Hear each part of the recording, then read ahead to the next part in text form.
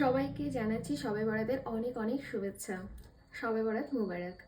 তো আমি আজকে আমার এই শবে বরাতের দিন কিভাবে কাটাচ্ছি পুরো দিনটা তোমাদের সঙ্গে শেয়ার করব।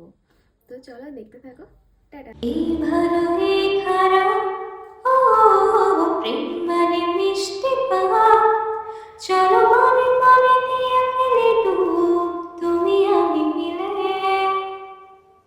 দুজনের মনটাকে ও বেঁধে ফেলি সাত পাকে, চলো ছোটখাটো করে ভুলে চুপ, তুমি আমি মিলে সাজিয়েছি ছোট্ট এক ফরাসো, রাজি আছি আজকে ভেস্তে যাবো, তুমি আমি বুঝবো দুজনে খুব ভরসা দিলে इंतहा हो गई इंतजार की आई ना।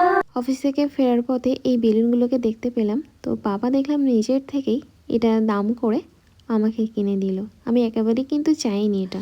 আসলে প্রত্যেকটা বাবা মার কাছেই তাদের সন্তান যতই বড় হয়ে যাক না কেন, কিন্তু তাদের কাছে কিন্তু সেই ছোট্টবেলার মতনই তারা ভাবতে থাকে।